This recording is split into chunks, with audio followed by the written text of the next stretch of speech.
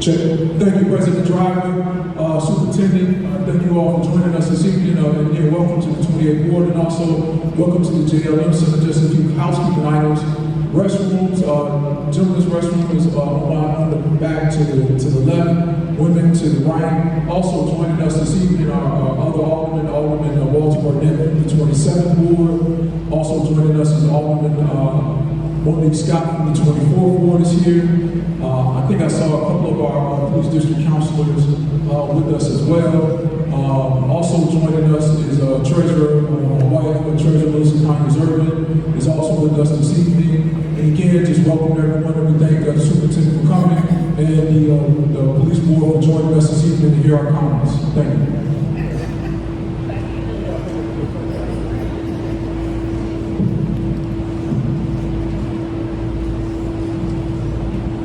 So again, I'd like to welcome you to the second of four forums with our newly appointed Superintendent Larry Snelling. As required by the CCPSA ordinance, we had a great meeting last week in Chinatown. There were great questions from the audience, and I'm fully confident that will continue today. The purpose of today's meeting is for community members to share questions with Superintendent Snelling and to provide recommendations to the Commission to inform our work with the Superintendent. If you would like to make a public comment tonight, please fill out a comment card and then give it to one of our staff members who are walking around the room or hand it in at the check-in table. So if you'd like to make a comment and you have not filled this out, please alert one of our staff members so that you may get one and they can bring this up to us. Before we get started, I'd like to thank Cheryl and the JLM Center for hosting us tonight. As you just heard from Alderman Irvin, I'd like to thank him for welcoming us to his ward. There are also some of my fellow commissioners in the room as well. I believe I saw Commissioner Yvette Loison, as well as a number of Police District Council members. If you are in the room and you are a member of a Police District Council, please stand so that you can be recognized. Thank you.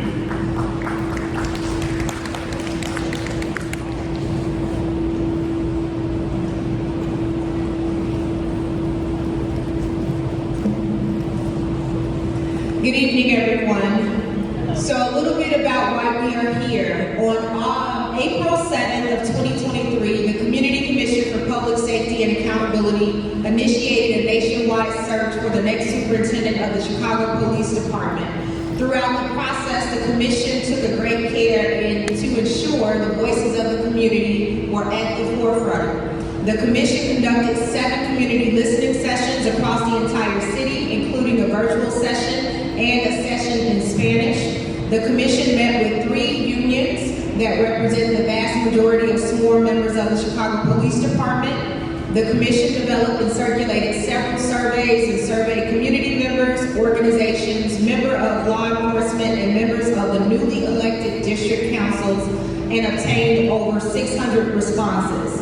The Commission also met with 34 subject matter experts and held targeted listening sessions with over 65 organizations spanning across multiple sectors, including activist and advocacy groups, business groups, community-based organizations, faith-based organizations, labor groups, legal aid providers, and social service agencies. On July 27th, the Commission nominated 3 people to serve as superintendent, including, at the time, Chief Larry Snelling. On August 13th, Mayor Brandon Johnson selected Chief Larry Snelling to be Chicago's next police superintendent. Chief Snelling was unanimously confirmed by the City Council on September 27th. I will now turn it over to Superintendent Snelling to share some brief remarks before we open our meeting for any questions and comments. Good afternoon, everybody, or good evening, especially to the west side, south side. First of all, let me thank the Commission, President Driver, and now Vice President Terry, for the collaboration and the work that we've done together. It's been a great partnership, great relationship with them, getting the information to us that they're pulling from the community. I look forward to continue to work with them moving forward. We've had some back and forth with the Commission, nothing that was adversarial. They brought some great information to us, and we look forward to working together in the future. I'd also like to thank Alderman Irvin for being here, making sure that we have bodies in these seats so that we can hear your voices. I'm looking forward to hearing from each and every one of you. Also want to thank the JLM Center for holding this event. So I don't want to talk too much longer. I just want to make sure that your voices are heard. I'm going to be listening, and I'm looking forward to having this interaction with you.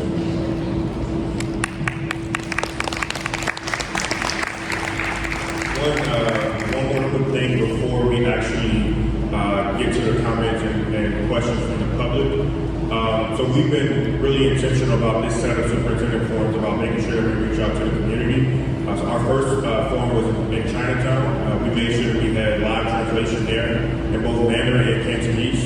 This forum specifically, although it's open to the public, we want to hear everyone's voice. We did want to make sure that we specifically reached out and partnered with violence prevention organizations. So if you are a member of a violence prevention organization, or if we do violence prevention work, can you please stand so that you can be recognized?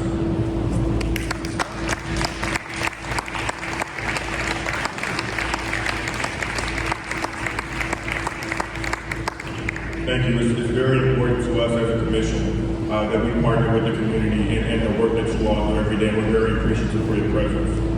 The commission will now provide an opportunity for public comment to ask Chief Snelling questions and to make comments. Anyone with a comment will have 2 minutes to speak. When I call your name, which will be randomly selected from this pile of comment cards, I ask that you come up to the microphone, state your name, and then spell your name for the record, and then offer your comment.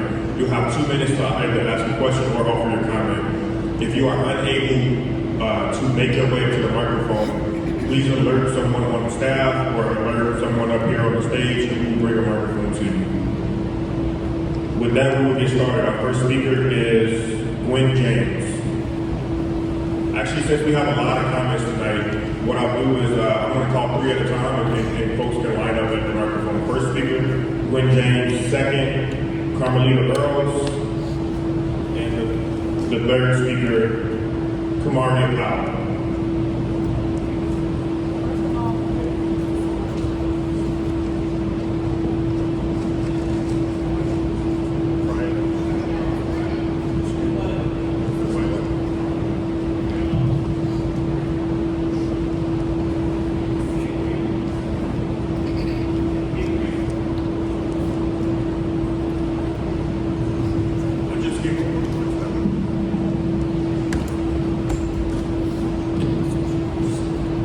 Okay, thank you.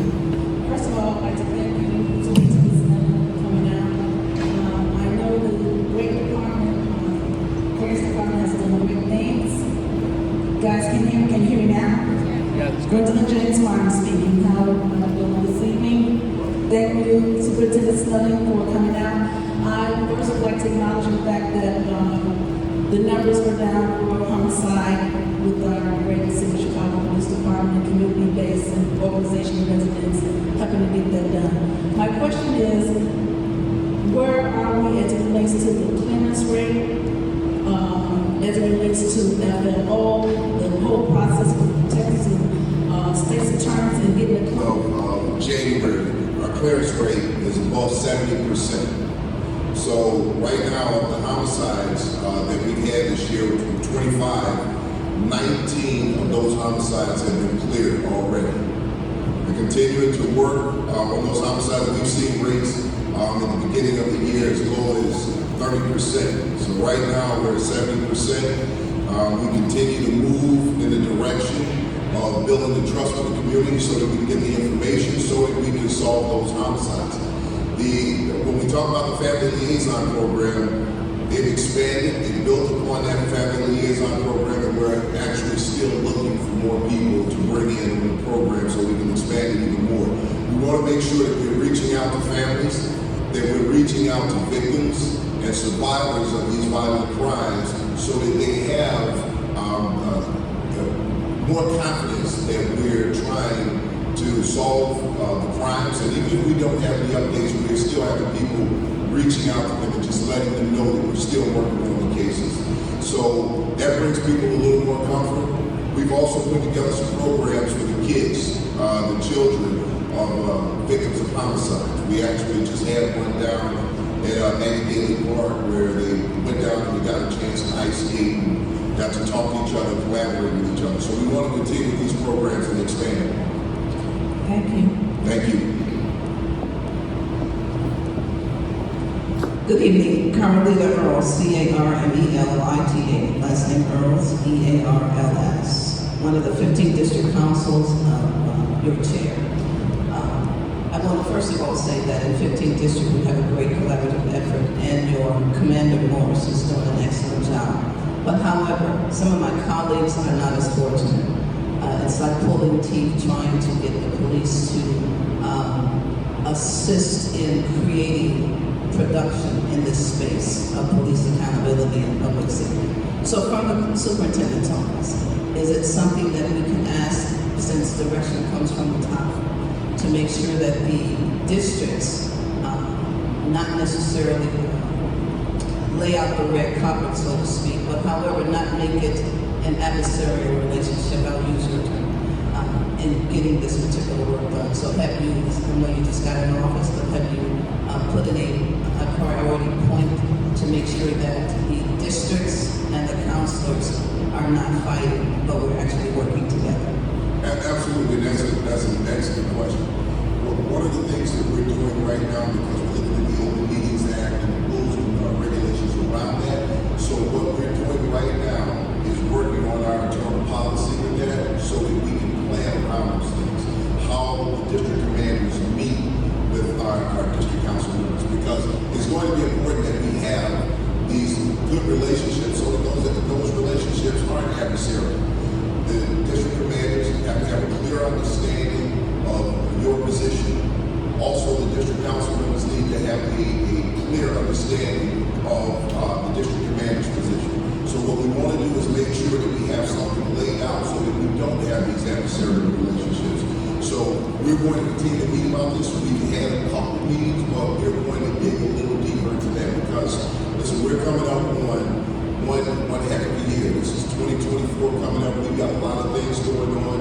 There's going to be a lot of work to put in. Our office is going to be extremely busy. So we want to make sure that we have the best possible relationships with everybody. Because if we're not working in partnership with each other, we're already failing. Thank you. Thank you.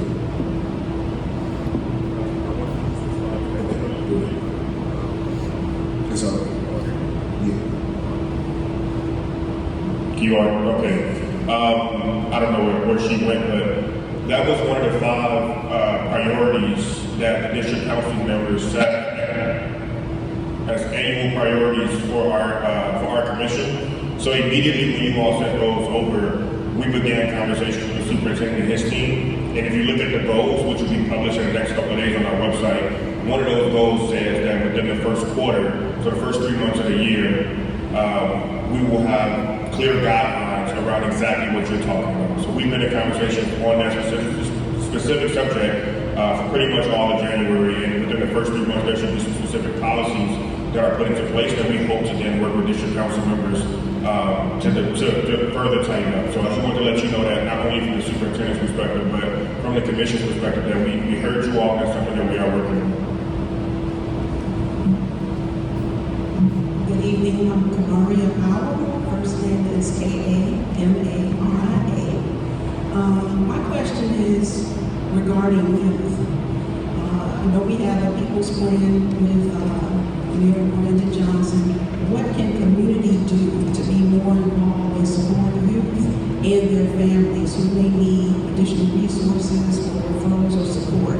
How can we really get more involved to deter or steer young people in a more positive direction?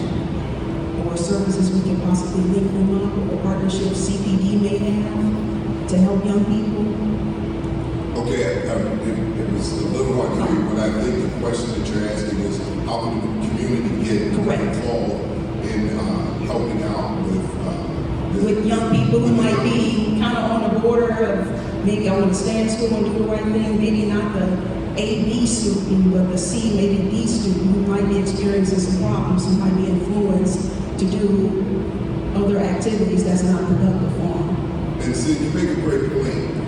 One of the things that that we see is that there are programs out there, and usually those programs are for kids who are already doing well, right? So the question is now, how do we reach those kids who are not doing so well, and those kids who are having tough times? The first thing I'd like to say is this: we've got to reach the youth at an extremely young age.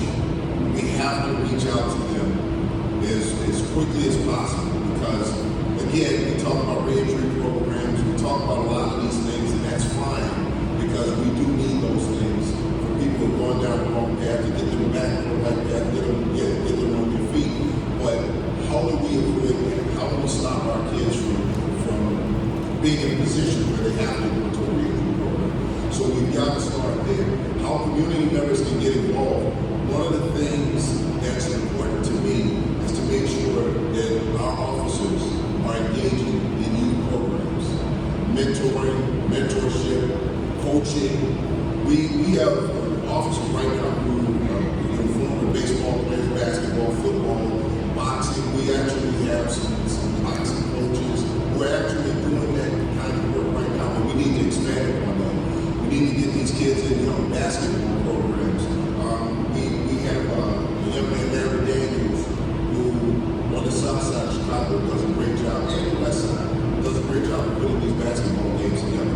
What we need from the community is that when we see these young people who are in need of help, to refer those young people to us if you don't know what else to do, and we can reach out. We're sitting here with a bunch of members from CDI programs. We can reach out to them. I think it's important that everybody needs to understand that we all have responsibility in this. It's not just one entity. So it's an excellent question to ask, what can I do? Because we're a 24-hour service as a police department.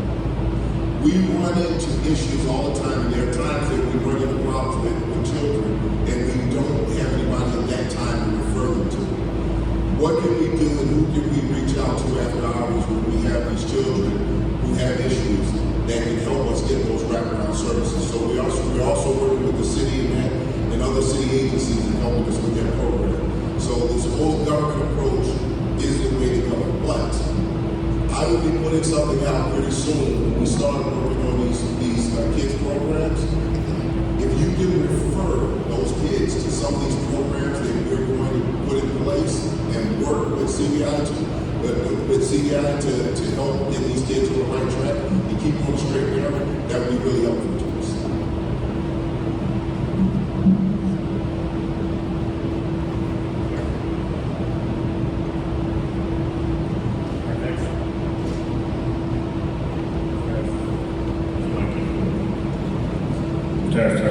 Our next two speakers are Tamara Dobbs, Dr. Victor Edwards, and Troy Gaston. Give me a moment.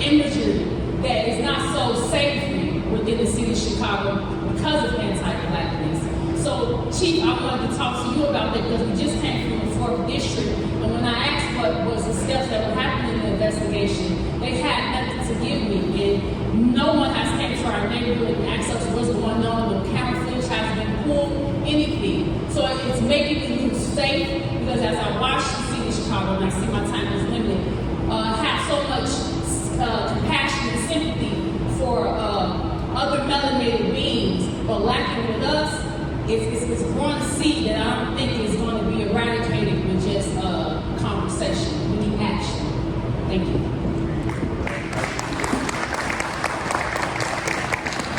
I'd just like to just respond to that. Number one, before you leave, if you can give us some information, we'll make sure that someone follows up with you so that we can get something done for you there. And you're right. A simple conversation isn't going to fix this. We didn't get here overnight. It's not going to be fixed overnight. So over time, as we continue to work toward this, and when we hear voices like that, we're going to reach back. So thank you for your comment.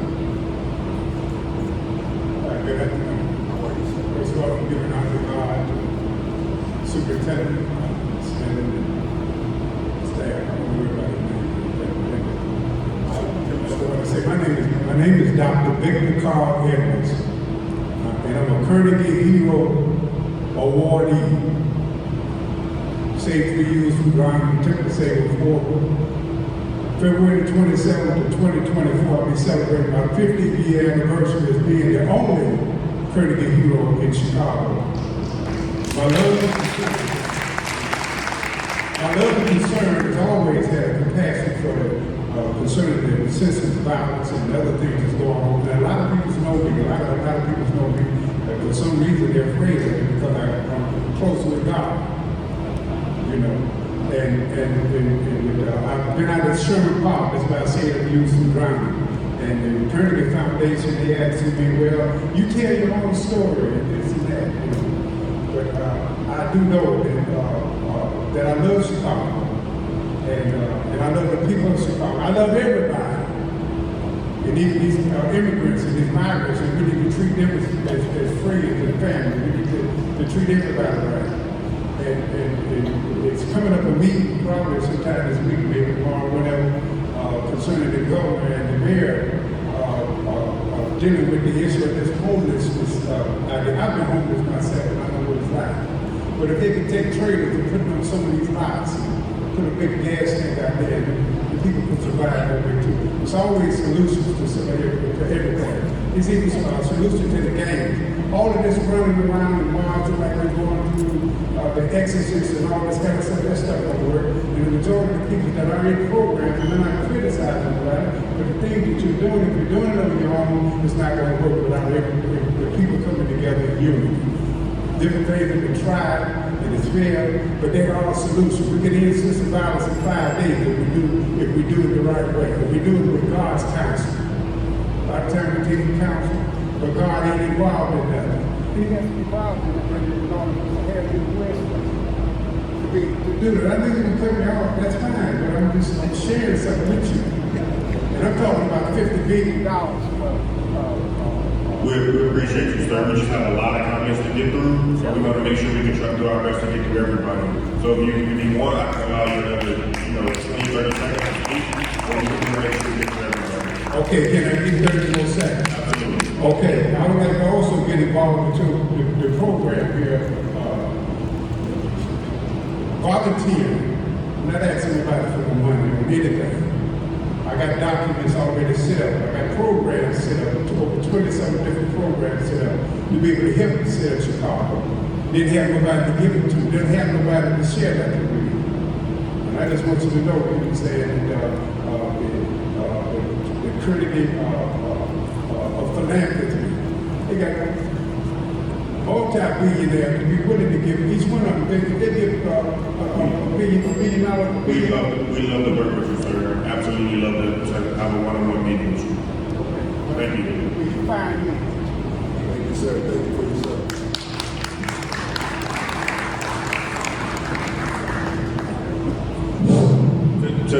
to the folks up top, if we did just one mic up here, would that make things easier? Okay. Good evening, everyone. My name is Troy Gaston. I'm an organizer for Black Lives Matter here in Chicago. I'm also a PhD student, and I came here because I'm doing research on a particular question. What are the impacts the expansion of mass incarceration has on Black women in communities where Black men are taken and being returned? Now, there's been a history of conflict with the Black community and the Chicago Police Department. I'm a part of the struggle historically, right? I was a part of the Robertson Housing Projects. I've been in displaced residents and displaced communities where there has been no resources, and our only alternative is to support our family, right? And maybe to some extent it diverts us towards crime. But this young lady here asked a very important question, but I felt like her question left me out. She talked about the C's and the D's, and I'm the F student, right? And I'm a PhD student. What about those people, right, who seem as though they're F students, right? Who feel like, seem as though they gave up on themselves, right? What can the community do? Right? I understand we got these A and B students that go take it to these basketball games. They got a little bit going on for themselves. And I understand those C's and D's. But we got some F's out here. And I come from it. Right? And now I'm a PhD student, also got to be finished. So something has happened in my life that I believe can happen in other people's life. Right? Now, my question is, how can the Chicago Police Department better give young people who have been forgotten about because they have students the opportunity, right, to do better?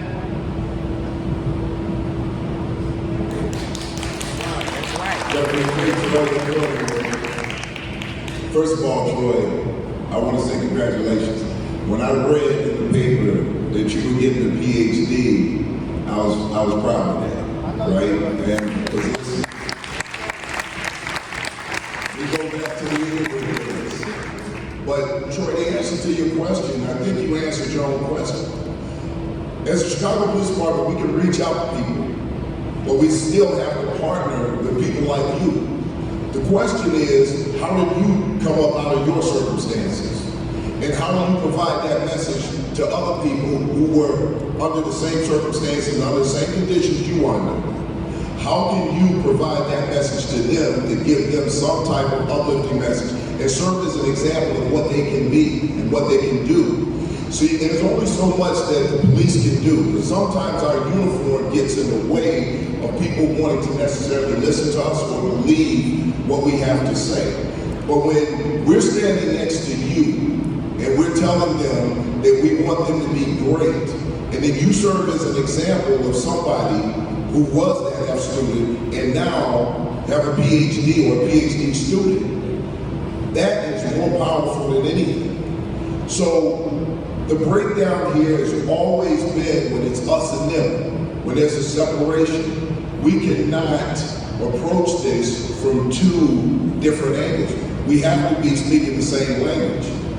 And if I can look at you and remember the Troy Gaston from about 4 or 5 years ago, and see the Troy Gaston that's standing here in front of me today, it's a metamorphosis. And it's an excellent thing to see. So all I can tell you is you keep up the great work, but I would love to hear your voice. I'd love to see you standing in front of a bunch of F students telling them that they can have PhDs. That would be a great message coming from both of us. I definitely have one final thought to address your point, because you make a valid point. How I got here, and I think it's extremely important. Not only do I stand on the shoulders of many people from my community, but when I didn't just jump from chains within that 4 years, I still was doing some messed up stuff. But certain officers, right, use their discretion. And that's what's missing in our community, that discretion. That's right.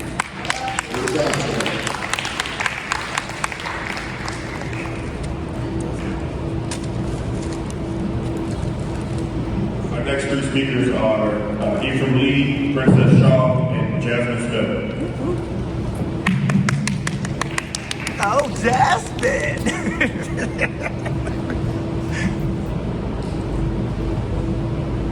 Okay, yeah, good evening,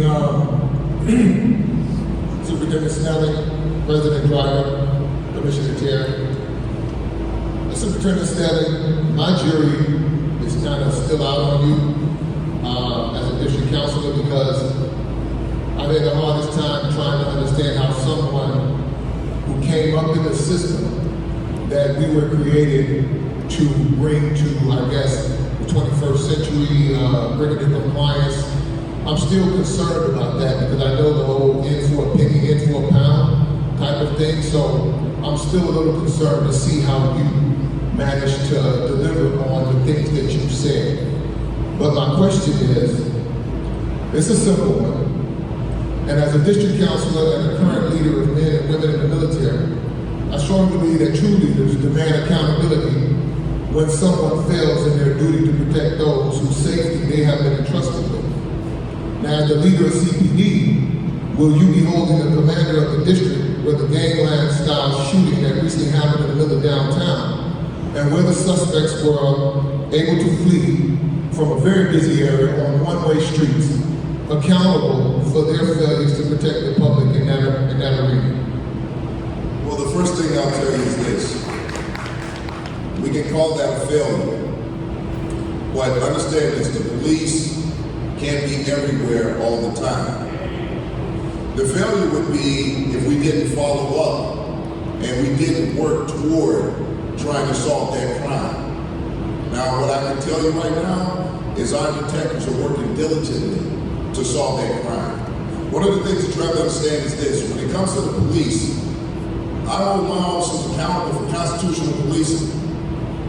There's a thing called over-policing. For our officers to be standing out in front of the school, going through students, stopping cars with individuals that are just because we believe they may be doing something without any reasonable suspicion or probable cause is over-policing, and it's a violation of individual civil rights.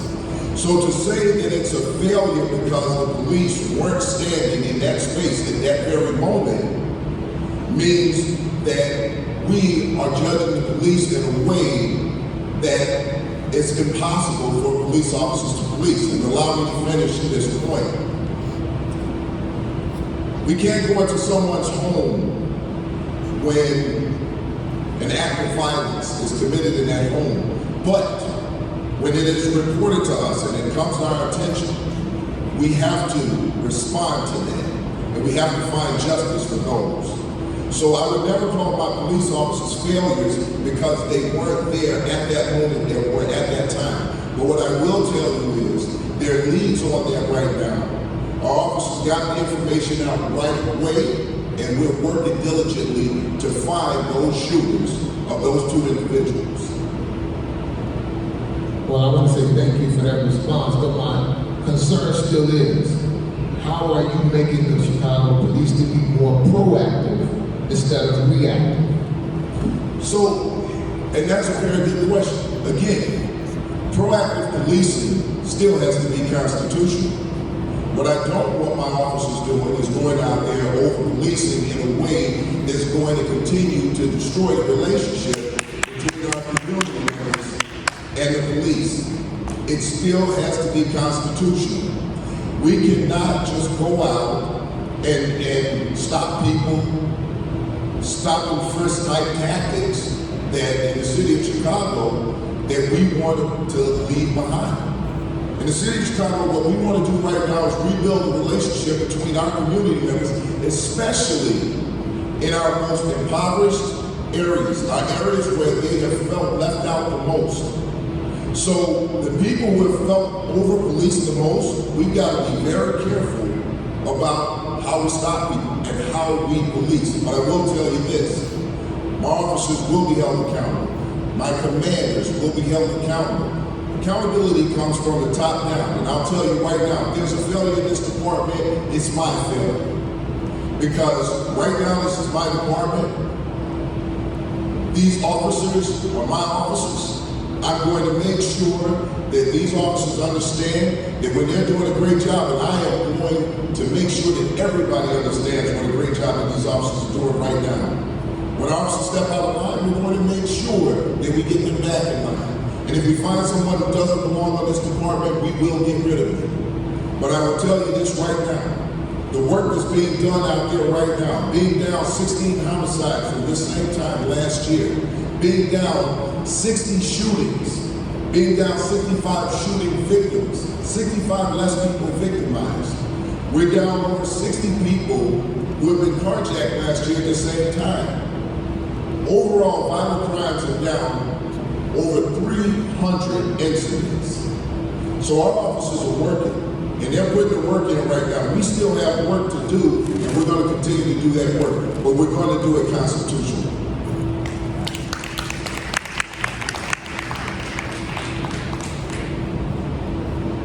Good evening. My name is Princess Shaw, and I'm from the Lawndale community. And so it's great to hear how you're trying to make sure that we're following and officers are doing things constitutionally. I would say I'm a little concerned about that, seeing that the constitutional things is what got us here to begin with, right?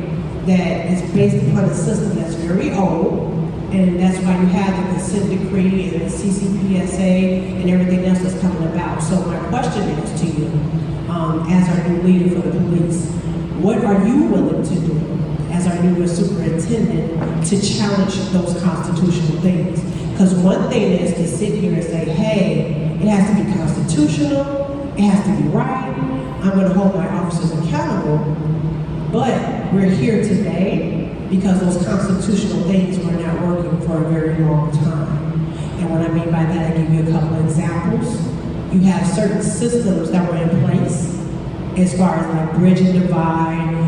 You have some actual smaller non-violence prevention companies that are working out here that don't get what they need. And when you take those things away, it's just contributing to all the other stuff that's going on in the community. We know for a fact the carjackings, we're talking about their data, it's a trend, right? And so until the police can have a backing not only from the community, but then your constitutional relationship with your peers, the judges, the state's attorneys, the public defenders, we'll sit here and be talking in circles all day long. So as a superintendent of police now, it's one thing to crack down on these police that have families and live in these communities, but it's another thing to take it to the head. Like when you said the top is the problem, so what are you willing to do in order to be that change? So there's a lot to unwrap there. Let me just first be clear on what I mean when I say constitutional policing. Everything that we do has to be really rooted in some level of reasonable articulable suspicion or probable cause. Reasonable articulable suspicion means that we have reason to believe that a person has committed, is about to commit, or in the commission of a crime. Probable cause is what we need for an arrest. Probable cause says that a crime has been committed, that's established. And the person in question, more likely than not, committed the crime. Those are constitutional facts that we need when we're stopping someone or we're making an arrest. So when I talk about constitutional policing, I'm not talking about systems. I'm talking about what we need as police officers when we approach someone. That's number one. Number two, I will tell you this. We don't control the state's attorney's office. We don't control the judges. We don't control the federal judges. What we do as police officers, again, is constitutional policing. When we're building a case, it has to be built on the Constitution. Otherwise, those cases are thrown out. So if we don't have that probable cause for an arrest, if we haven't established the facts, If we haven't collected the evidence, then we haven't done our jobs properly. What we have to do is do all those things that I just mentioned. Collect the evidence. Do the best that we can in our interviews, interviewing victims, interviewing witnesses, and then we present that case up. Now, I'm not going to sit here and badmouth the court system. I'm not going to badmouth the state's attorney's office because they have jobs to do too. But all I can tell you is this. On our end, we're going to make sure that we do everything possible to bring justice to families out here by doing our jobs to the best of our ability. I'm sorry. And the third thing about the smaller companies that are actually out here doing the work, and then you have the monopolization of the bigger companies that keep getting the same number, keep getting the same funding, and we still see the crime rates go up. Well, what I will tell you is this: when it comes to that, that's not the Chicago Police Department. We don't fund anything. What we do is we work with organizations, but the funding does not come from the Chicago Police Department. No, that's fine. I was going to say, we know that you don't fund them, but for example, Princess's organization, I know they do good work. So I'm sorry to cut you off, but we have to move on. We still have about 12 or 14 more people to go. And if you all want to have a conversation after this, that would work. We'll talk this time. We will talk.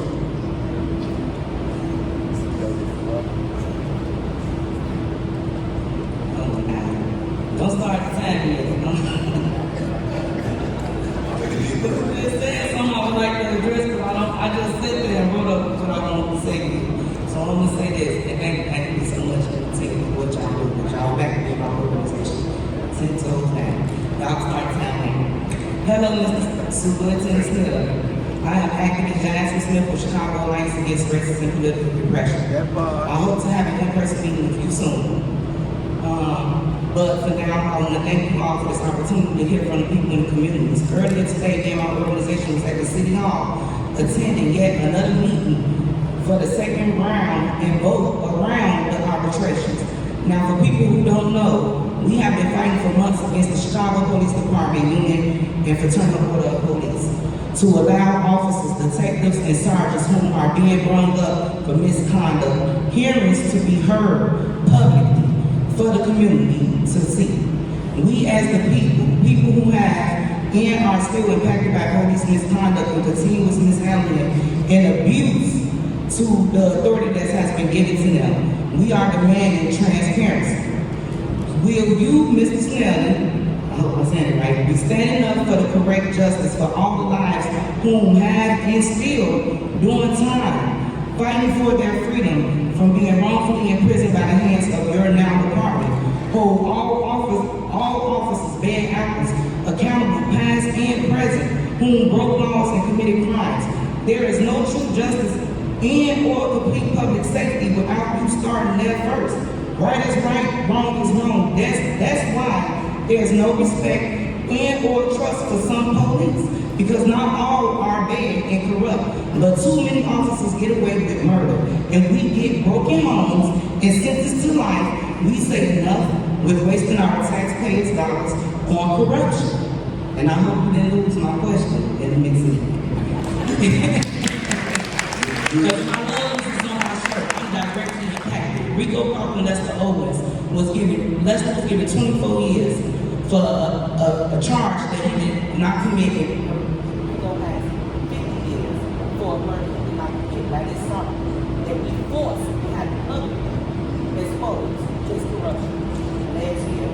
So we definitely appreciate you, but that is the time that will allow the superintendent some time to respond. So here's what I would tell you.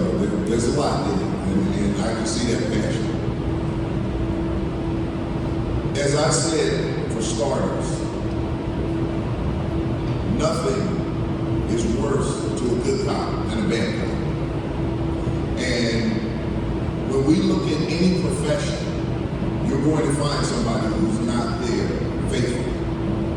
And in this profession, and as I said when I started, when we find bad apples, we're going to remove them. We've seen instances across the country where we've had people who work for departments who have embarrassed their departments, they've embarrassed their agencies, they embarrassed the uniform, and quite frankly, they embarrassed their cities.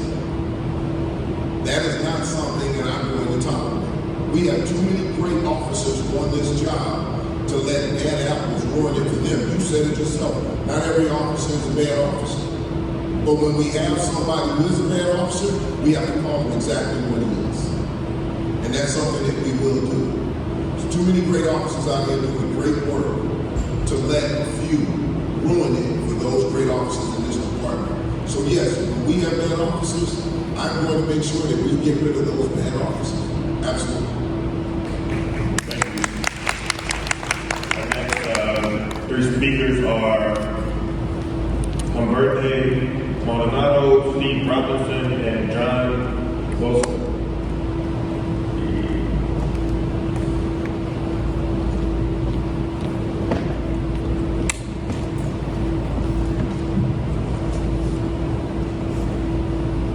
Also to CCPSA staff, we are absolutely at capacity on the comment about we're running out of time now.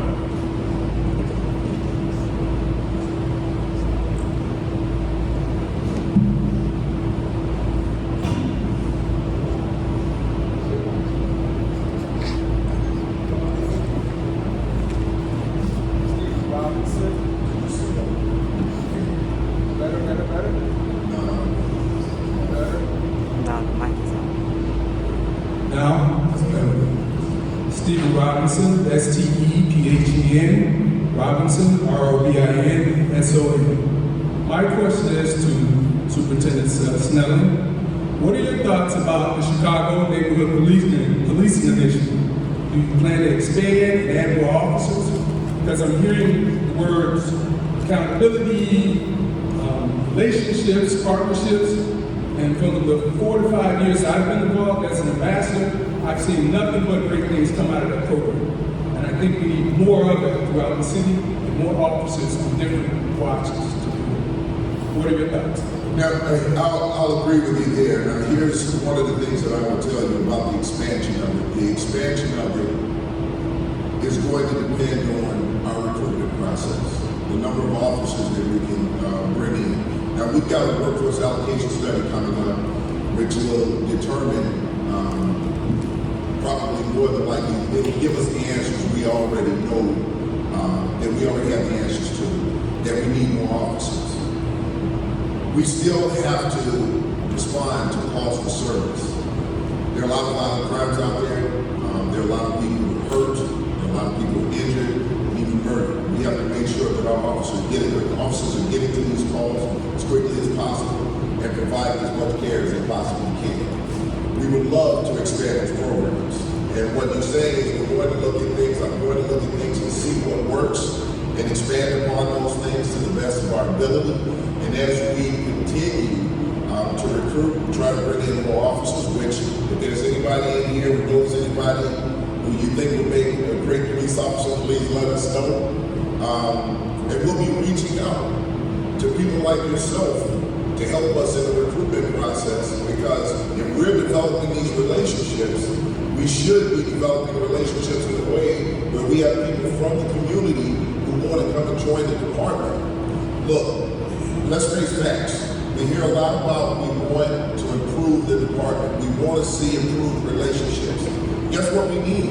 We need people with your voices to take the test and come be a part of the job. We can't, villainize the profession and then say we want you to get better, but we don't want to be a part of it.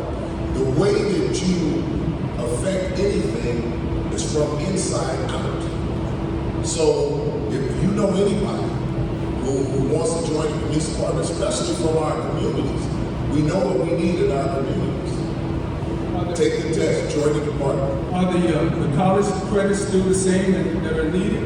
Yes, but there are ways that we're working toward helping people get those college credits. So we are working toward that. Thank you.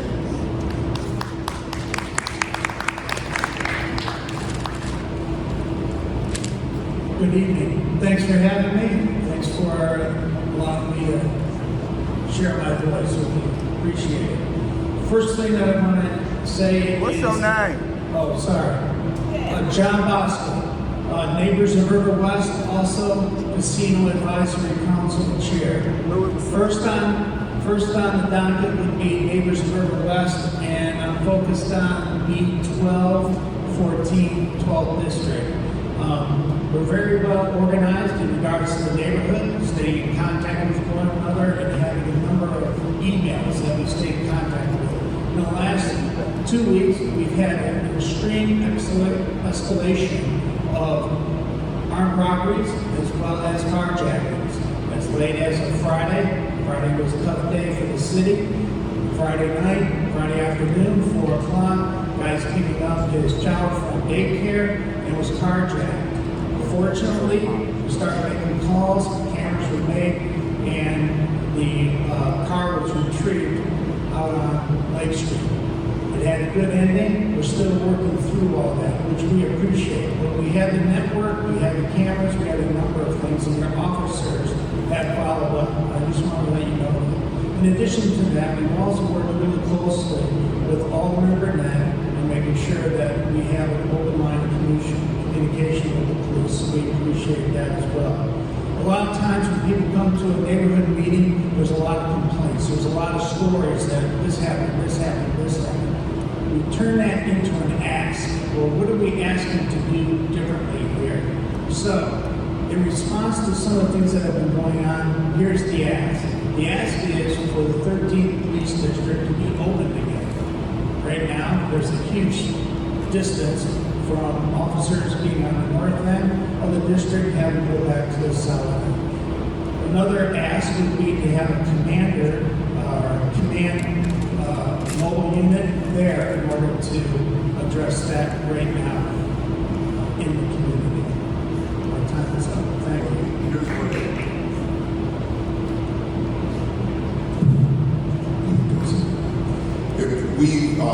I've actually met with Alderman Burnett about that. I saw him here earlier. I don't know if he's still here, but we are in conversations. Opening up another district is kind of a non-starter right now. I'll just be open and honest with you. That doesn't mean that we can't come up with some other solution. So we are talking about these things. And listen, I just want to make it clear. When we talk about these robberies are affecting everybody, especially right in the 11th district. This is where we're seeing a lot. We have a robbery team that is working on this. We have a plan moving forward where all of our bureaus are working together. We have seen a great reduction in armed robberies. We're down about 200 incidents from last year. Still, again, we have work to do. Even if there's one, when you say that there's a reduction, that one person who's been robbed that doesn't feel happy about that statement. So we're going to continue to move in that direction to make sure that we keep the crime down. But I have had this conversation with all of them from there. Thank you. Thank you. Our next two speakers are Tamiko Hope, Jose Almanza, and Marcelina Herrera.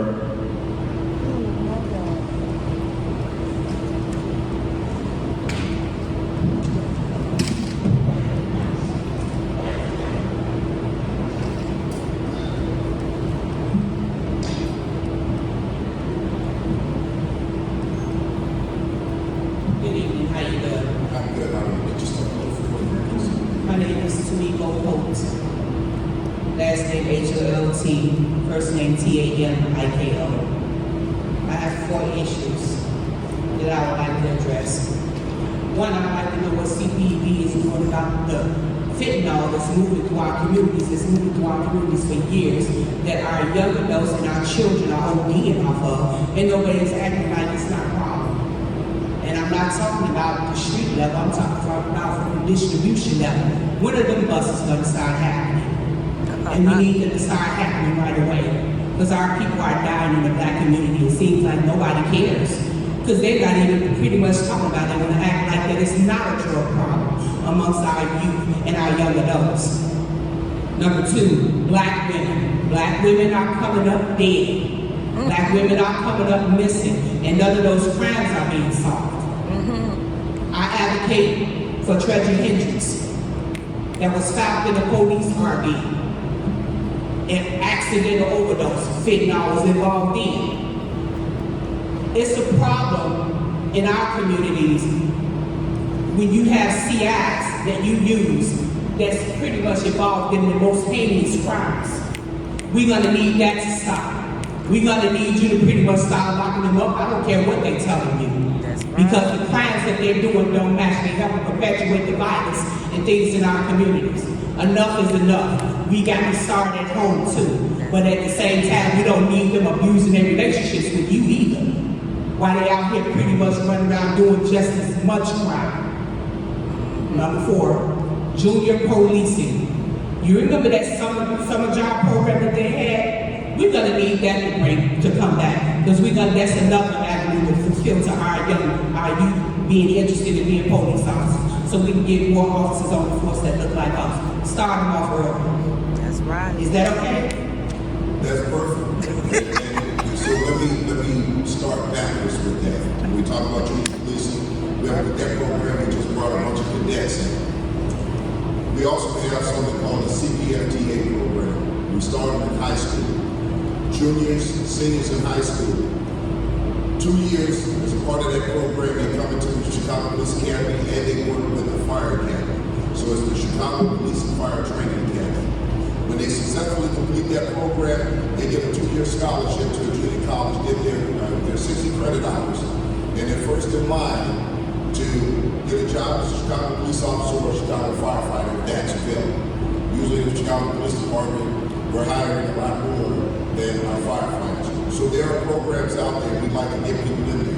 But as you mentioned, the junior police, these are things that we can do to expand those programs. Absolutely. That'll reach the C, E, and F students. Absolutely.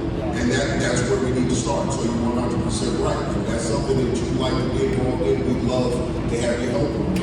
Number 2, the fentanyl issue. The fentanyl issue is a huge issue.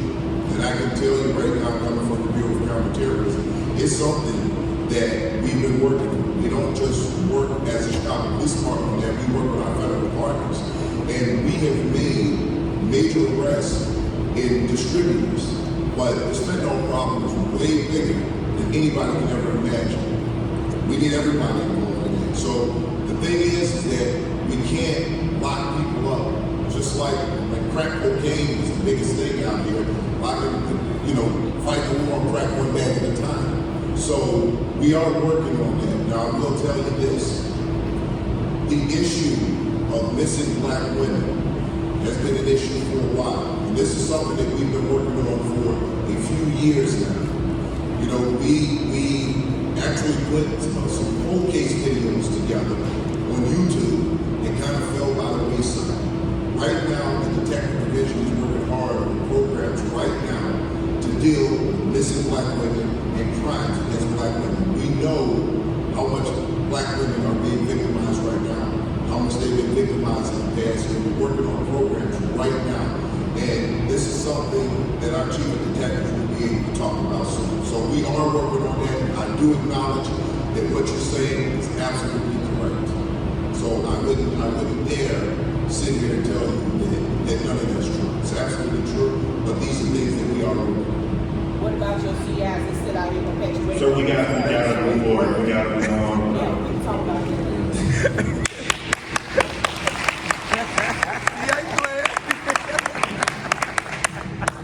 Hey everybody, my name is Jose Manuel Almanza, Josemanza, lifelong West Sider, born in St. Anthony's Hospital, raised in a little village, and I now live and work in North Longville, here in the West Side. So I'm no stranger to gun violence, and unfortunately hearing gunshots outside my house all throughout my life, and also witnessed instances of gun violence happening in the neighborhood. I also enlisted in the Marine Corps in 2008, and there I got to see the full extent of gun violence, unfortunately, and just how destructive it can be. So it's with that experience that I stand here before you to ask you, Superintendent, since you're the leading the Chicago Police Department, you're making the head decisions. How are you assessing tools like ShotSpotter and strategies like traffic stops to decide if they're worth the police capacity and our taxpayers' money? We'll go back to the shot spotter thing again, and let me just be clear about shot spotter, because there's a lot of talk of shot spotter. I'm going to say it again, like I've said 1,000 times. Any technology that's going to help us save lives, I am for.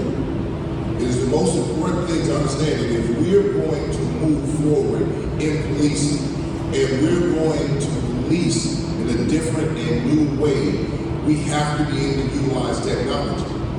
There's a lot of myths out there about ShotSpotter and what ShotSpotter does. It's sound detection. What it does is it detects the sounds of gunshots. It allows our officers to get to the job quicker. I've said it before and I'll say it again, and I will tell the story to everybody sitting here right now. We created a video where officers showed up to a scene where nobody wanted the police there. The individual who was allowed to scream and yell at the police was wearing a shirt that said F12. And he made it clear that that's how he felt. He screamed at the officer, told him we didn't need you here. And he had a few choice words that we will say here for the police officers. Police officers left that scene. About 10 to 15 minutes later, there was a ShotSpotter alert. There was a sound detection alert. The officers went back to the scene. Guess who's on the ground with several bullet holes in his body? Those same officers who had been berated by this individual rolled that individual over, found every hole in this individual's body, and they used pressure gauze, pressure bandage. They used tourniquets to stop him from bleeding out, and they saved his life on the spot. Regardless to what that relationship was when they met him, those officers went back out there and instinctively acted in a way where human life became the #1 priority. Forget about the relationship. They saved this individual's life. It didn't matter. That's the kind of thing that got our officers to that job quicker. If they were waiting on a 911 call, which had not come in at that time, that individual may have died at the scene.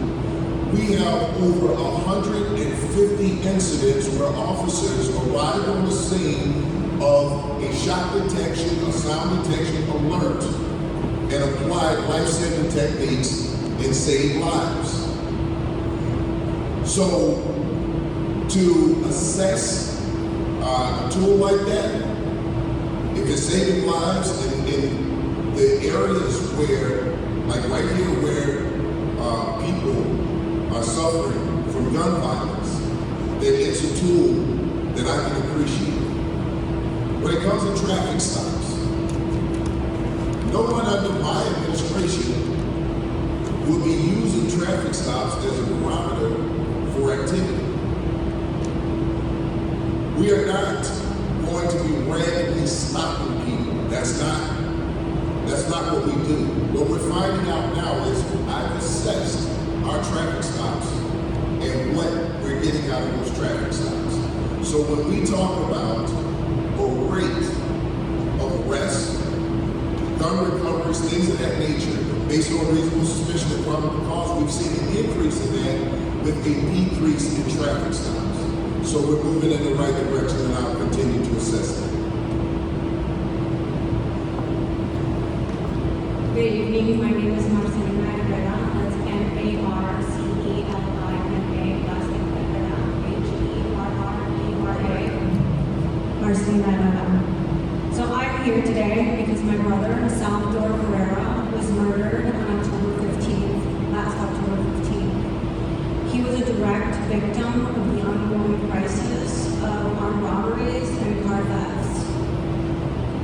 It's been communicated that the clearance rate for 2023 was about 52%.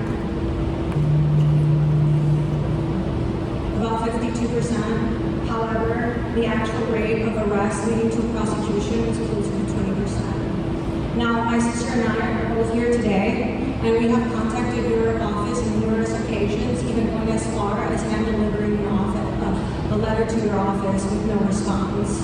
So we're here today because we want to address two questions, and one which we have touched upon a bit. We want to know when the 100 detectives appropriated for this year's budget are going to be allocated and onboarded. And two, what is being done to address the crisis of the ongoing strings of armed robberies and car thefts that have been plaguing the entire city, but particularly in the 12th district where my brother lost his life and where I happen to live as well. So both the 34th ward and the 25th ward and every ward in between.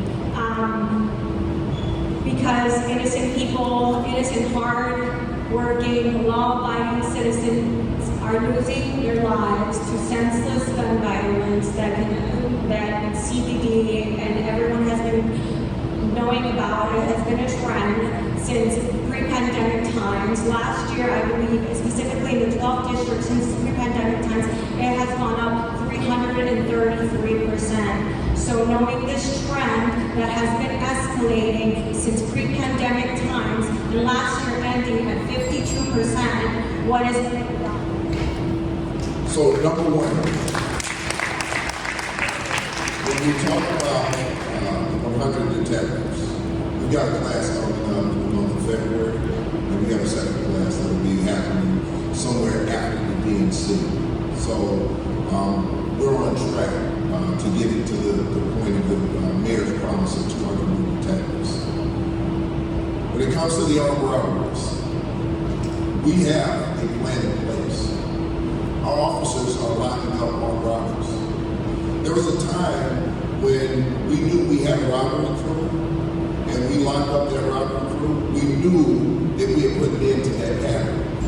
However, what we see now are repeat offenders, juvenile repeat offenders and adult repeat offenders. There are people who are out on electronic monitoring, who are committing crimes while they're on electronic monitoring. There's a brazenness out here, and it goes to the level of accountability. And that accountability is in the courtroom. That accountability is in charging. So there are a lot of times that these individuals are being charged, and we're working with state's attorney on these cases. We're getting charges approved, but those repeat offenders are coming right back out and committing the same crime. A lot of times, often, we look at our police officers and we look at the police department, and we believe that they're the only entity out here when it comes to fighting violent crime. Imagine how frustrating it is when officers lock up someone who has committed a violent crime against someone, much like a family member. And some of these officers who themselves have been victims of armed robbery. And then we see those offenders back out again, committing the same crimes. All I can tell you is this: we have a plan. And our plan, and as a matter of fact, I believe the area here had a meeting with all of their alders about our plan when it comes to robberies. Our Bureau of Counterterrorism, along with our Detective Bureau, along with our Bureau of Patrol, are working in lockstep together. We're using technology and every single thing else that we can use. Our LPR readers. We're looking at stolen vehicles. Right now, we know that when a vehicle is stolen, that vehicle is used in a secondary crime, mostly robberies and other vehicular hijackings. We've managed to cut those in half. I mean, imagine this. Last year, at this time, there were 2,600 vehicles stolen. It's still 1,000 at this point. We've cut it in half, but it's still 1,000. So we are working, and we're going to continue to work that way. I've had meetings with the state's attorney about what we're going to do moving forward. We're going to have monthly meetings on that to make sure that people are held accountable after we lock them up. So I understand what's going on and why you're working so hard right now. And I'm pretty sure you may have reached out. You said that you came to headquarters, you probably reached out to our people. So if you leave us with some information here, we'll follow up with you.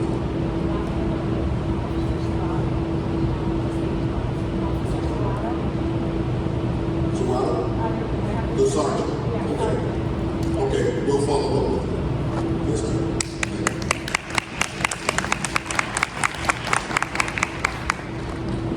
The next three speakers, Martin Copper, Roger Romanelli, and Martha Blake.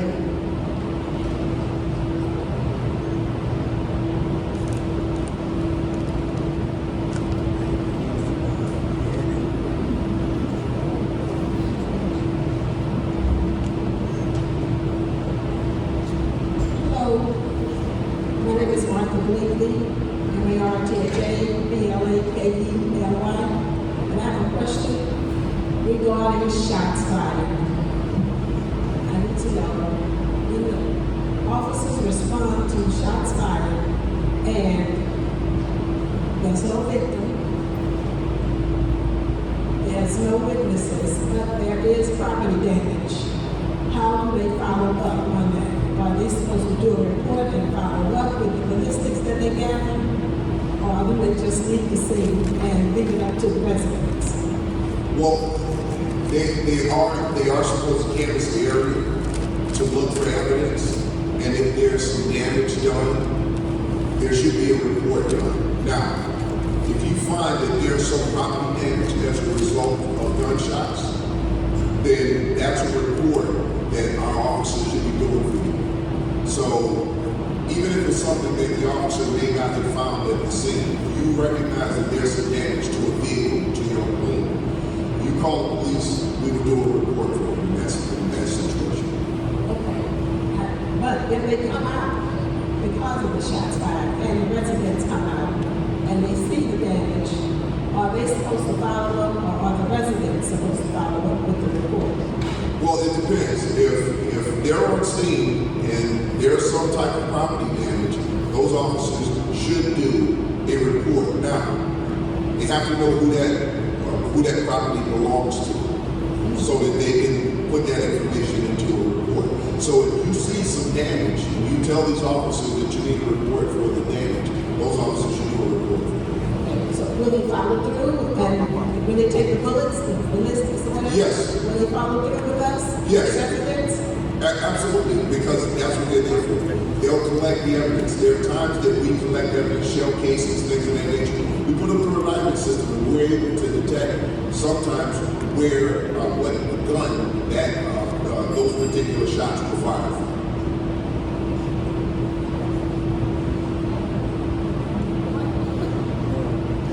You mentioned shots fired earlier, and you said the officers left the scene, and the guys out there acting right when you back into the shot. No. The officers left the scene because there was nothing else left for them to do. There was an alert, a sound detection alert. They brought the officers back to the scene, and they saw the individual shot. That's what happened. Thank you, ma'am.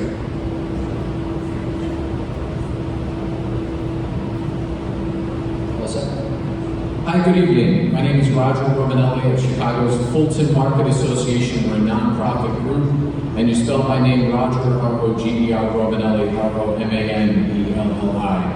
I want to say how truly sorry I am, the woman who talked about her brother and every other victim of crime in our city. Superintendent, I'm sure you agree. We owe it to the victims to have a city that's crime-free, and we pledge that to you. You talked about technology, so I want to give you some suggestions if it's okay. I researched the Chicago Police Department website prior to tonight's meeting, as well as the OEMC website. Now, we need to boost participation in beat meetings, but if you look at the CPD map, the beat maps are not fully prominent and accessible on either the CPD website or each district's web page, so people can learn about their beats, get involved, and have great ongoing dialogue and cooperation with their officers. So I ask you, please put the actual beat maps all around the websites and the individual district pages. Now, when it comes to our beat meetings, only 2 of your 22 districts allow Zoom call participation as well as in person. We know Zoom calls are effective, and it's really confusing to me that we don't have a district-wide standard that the Zoom calls allow all throughout. The last thing I'll say is cameras. We're trying to get businesses to put in cameras. We're asking the mayor to put in more cameras. So I ask you and the commission to answer this question tonight. Chicago is sitting on almost $2 billion TIF dollars, and yet we've got aldermen saying we can't use 1 penny of our TIF dollars, not only for cameras, but for other anti-crime efforts. Could you please answer, either tonight or going forward, why on earth can't the people of Chicago use our TIF tax dollars for either police cameras or putting cameras on their building or helping us reduce drug dependency? We need those TIF funds open.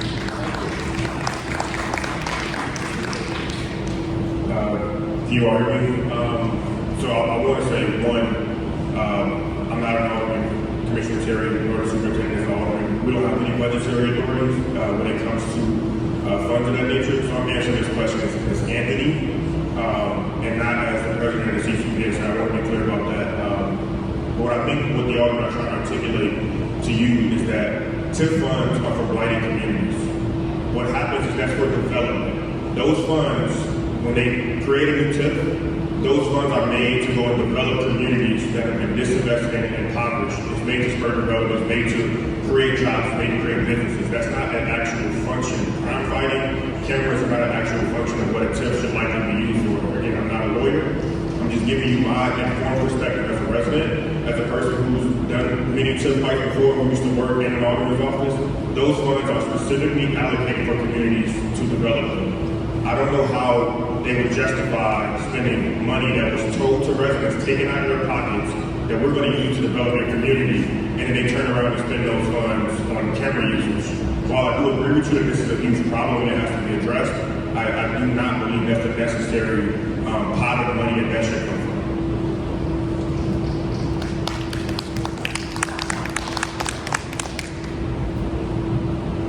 The next three speakers are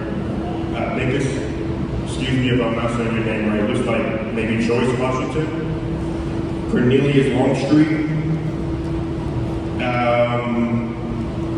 last name right, I'm having a hard time with the hair right now, but the last name is right.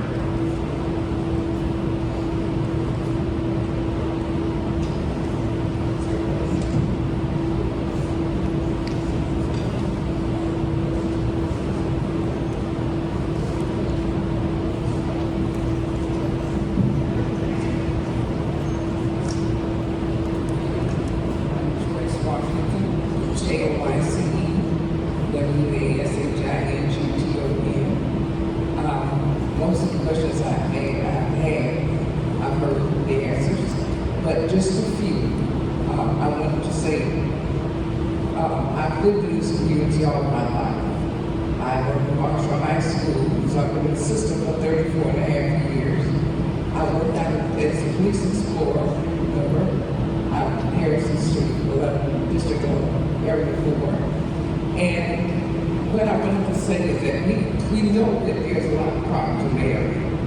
I live right here. We had 3 shootings in the last 4 or 5 weeks. And I really believe that if I go back to the day I was coming up, we had Officer Friendly. You didn't probably be my age to understand who Officer Friendly was. He was a police officer who serviced the area, and the children loved him. And what he brought to them was love and not fear.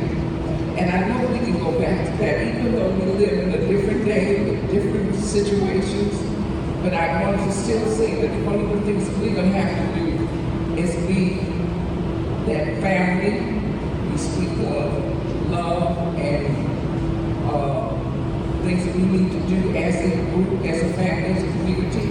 And I know that you have to love your family and the community in order to be here today. But we've got to go back to just doing what we need to do. Be careful what you expose your children to.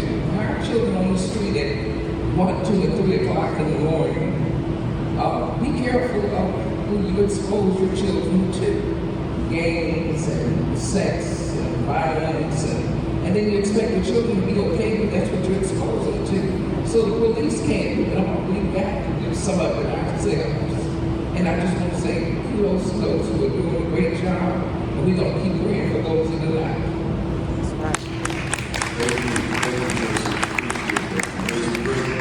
So I just want to say one thing, and you're right, talk about the officers being in the neighborhoods, that officer friendly. My school resource officer was the example for me. Growing up in a community where nobody had a father, and he kept us in line. We have to get back to that. We do have to get back to that. But you said something that was really important. Police can't do it alone. I've said this time and time again. We have to work in partnership with each other in order to get this done. Because if you're a part of the solution, then we have less problems. So I appreciate the comments. Thank you. Because I live in the community, I also attend the church in the community. And you spoke of things that were available, that the stations offer. The thing that I found out about when I was working as a police explorer is that we didn't always get them to the area. So I got a marshal, that's why I knew about it. But when I talked about it in the neighborhood, they didn't know anything about it. So I'm gonna ask, maybe whatever it is you're doing at the station, spread it out in the community. Because if you can reach a kid, and I say each one reach one, so if you can put that information out in the community, you can make a difference. Thank you.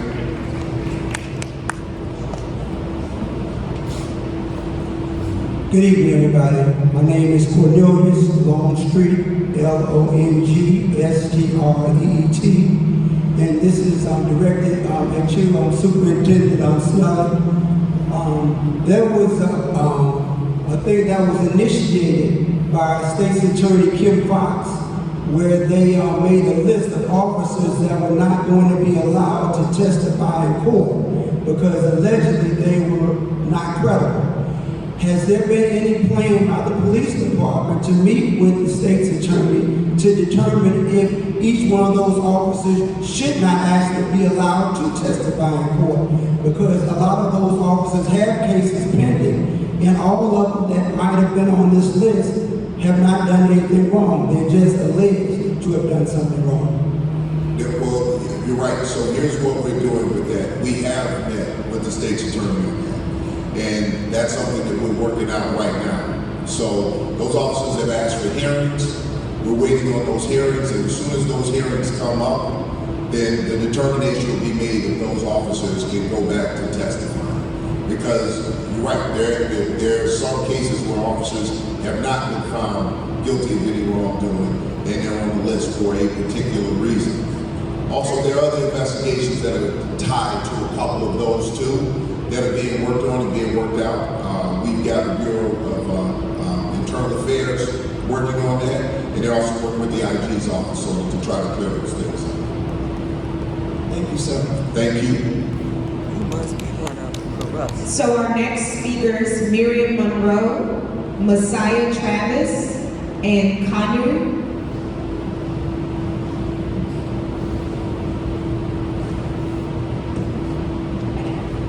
How are you? How are you?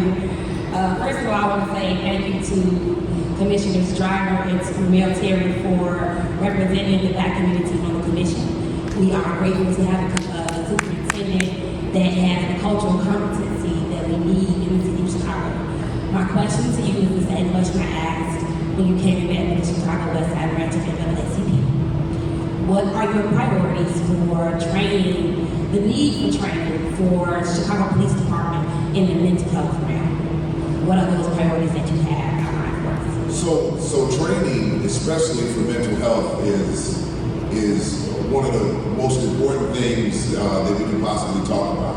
Now, one of the things I'll tell you is that I developed de-escalation training, which was called force mitigation, in 2016. And in that, an entire day was dedicated to recognition of mental health and mental health awareness.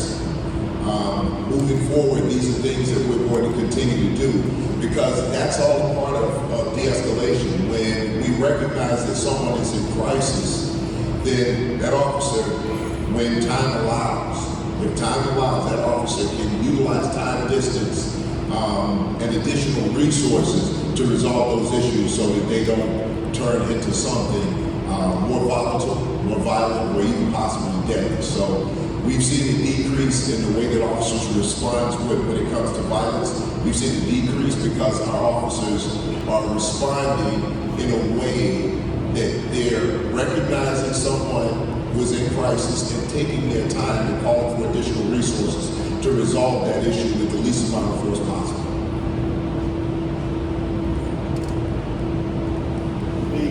Good evening. Good evening. Congratulations. My name is Messiah Travis, and I'm speaking on behalf of my son. He's a Northern Illinois graduate. He graduated from Northern Illinois and May started the academy in August of 2002. He was dismissed after 2 weeks with allegations that he was a BD or a gang member. I grew up in Englewood. There were no allegations that were found. I reached out to the academy. I was basically told that my son was grown, he could speak for himself. I let my son go through the process. He's been getting run around over and over again. My son been playing football since he was 10 years old. He played Division I football for Northern Illinois, 2 years with a bachelor's degree, and he still had 2 years of eligibility to play. He gave up those 2 years to move on with his life and he wanted to raise his family and stay in Chicago. He was dismissed after two weeks with allegations. I've been getting run around. I'm standing here before you. But everybody talked that they want Chicago police to be alligated to the community, look like the community. His class was like 6% black. Chicago seemed like they don't want black firefighters, they don't want black police officers. Something needs to change. That's right. And I want to know what you're going to do about it, and can we follow up on this issue? And my son was also placed on the do not hire list. As a 23-year-old male that wanted to be in law enforcement, his career is over. He has 0 felons on his record. He has a concealed carry. Everything is clean on his record. Nothing's been sustained against him. Something needs to be done. And he's sitting there walling around in his misery right now. His class is going to graduate this month, and he's sitting around not in law enforcement at this time. And he can't pursue his life until the Chicago police let us know there's something in writing so he can pursue a career or he can go on to something else. So I believe I heard you speak at the city council. That's something that I can look into, look a little deeper in. I wasn't aware that he's on the do not hire list. That's also something that we can look into. What I will tell you is this: we have gone out of our way to try to bring in more officers of color. We need police officers. So I want everybody, but it doesn't mean that we haven't made the effort to bring in officers of color. We want to continue to do that. And that's why I'm asking people in this room to recruit from the neighborhoods. But what I will do is take a good look at what happened in that situation, because I'm not aware of the details of it. And then I'll do a deeper dive into why he's on the do not hire list if that's the case. I went to the office several times, left messages and emails. I have no response. I don't know if you've been receiving your emails or your messages. I'm not going to put it on you because there's people in front of you, secretaries. I don't know if they're relaying the message, so I can't put it on you. That's why I want to come before you. We'll get some information to you.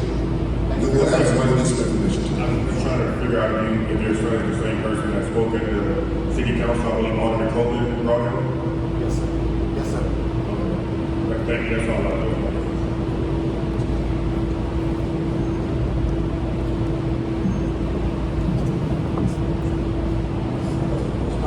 Good evening. Just want to thank all the three of you for providing a platform for the community violence intervention community, burgeoning community, where you can hear some of our perspective and questions that we have related to the work that we do. I'm coming to you on behalf of an organization called Metropolitan Peace Initiatives. We are a fundraiser, convener, capacity builder, trainer, on behalf of a coalition of 13 organizations that work in the 27 highest gun violent communities. My name is Conway Kure, K-A-N-U, last name I-H-E-U-K-U-M-E-R-E, and I have a question and a suggestion. I'll ask the question first. There's been extensive conversation and comments about being able to access youth one of the biggest barriers that practitioners and organizations in the community violence intervention space have is access to CPS. Our frontline workers, our street outreach personnel, someone made a comment on officer friendly. In 2024, there's also street outreach worker friendly. And these men and women have the relationships, the credibility, the bulletproof jackets they wear are there, the relationships, the knowledge, and the respect that they have and receive from those that are at the highest risk of gun violence and at the highest risk of being victims of gun violence.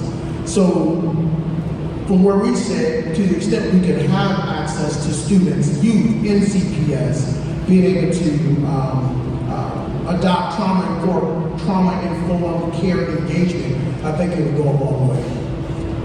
So my question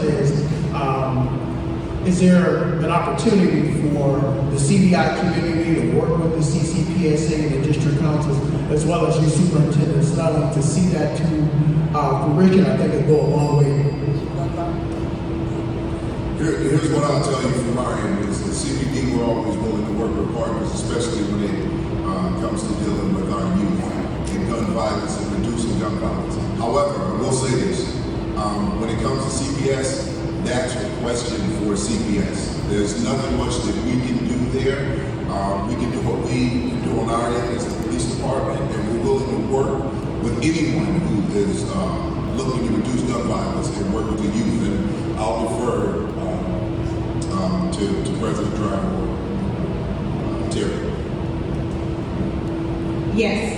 So yes to your question, which is partially why the majority of the CBI organizations in this space got a direct invitation from us. It did not go out in a general mailing list. We sent an email invitation to you all directly. So we look forward to continuing any conversations you all would like to have related to the topics that you brought up under our purview. So yes. Thank you. So we have one final question before we turn it over to President Driver to close us out. And this person did not leave a name, so I'm just going to ask the question. So it says the 11th District 2024 priority goals included a focus on the drug dealing challenges from approximately Kedzie to Pulaski, Washington to Division. What recourse can citizens of this area have in order to keep the 11th district accountable to the excellent goals outlined in the goal document? The 11th district has major challenges when it comes to open air drug markets. And what I can tell you is that we've done a lot of long-term investigations over there. We've cleaned up certain corners, but that doesn't alleviate the problem. It continues to happen. Now, when we talk about accountability, because that was the question when it comes to the 11th district, there's never a problem reaching out to the 11th district, reaching out to the commander, the area deputy chief, and obviously, if you don't feel that you're getting the satisfaction, you can reach out higher. We will be working in collaboration, and I'll tell you this right now, the 11th district is probably not only the most challenging district in the city of Chicago, state of Illinois, it is probably the most challenging district in the entire country. There's a lot of work that's being done over there by our officers, and a lot of great work being done. Our commanders doing great job over there, working collaboratively with the outlying districts, the bordering districts, and working across those borders. But when it comes to accountability, if you feel that you're not getting the satisfaction, continue to reach out to your commander. And if you feel that you're not getting satisfaction there, reach higher. We will respond to that. We get a lot of calls in from the 11th district. There's a lot of work being done over there. We can't say enough about the work that the officers are doing, even with them being short-handed. So we'll continue to do what we need to do to put resources in that district to make sure that we can help out the residents of the 11th district. The last thing we want to see, and I know from growing up in a community like that, Inglewood, is that a lot of the residents feel like they're prisoners in their own homes. And we have to work toward those who feel that way. It's our responsibility. But again, as we're working in partnership, it's easier to get to that accountability state because we know each other. We've learned from each other. We know each other's problems. We have a working relationship. And if we have that, we can always get to the problem a lot better.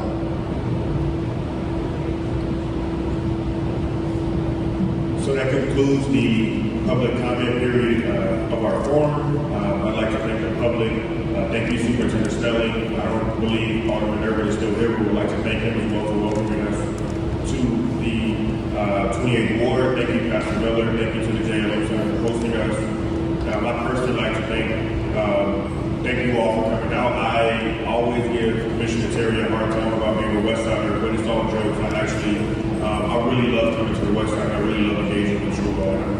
I'm very happy that we got a chance to do this. The only other announcement that I'd like to make is that applications are open. If you can see yourself being up here, hosting these forums, working towards police accountability, working towards a safer community, working towards more transparency, I would encourage you to apply to be a member of the commission. Those applications close on February 7th. There are police district council members here who are in charge of that process as well as staff. Please reach out to them if you'd like to apply. Their website is cityofchicago.org/Chicago Community Commission. And the last announcement is you have been hearing a lot about ShotSpotter. Our commission is determined to get to the bottom of this. We've been petitioned by folks, and we will be holding a hearing on sound detection technology and how it is used within the Chicago Police Department, as well as the Office of Emergency Management and Communication. That hearing will be February 8th at 6:30 p.m. It'll be at the Ark of St. Survivor Church. That address is 1210 West 78th Place, Chicago, 60620 location. Need the zip code too. So hope you all will come out and join us, and that's what will conclude this forum. Thank you, everyone. Thank you.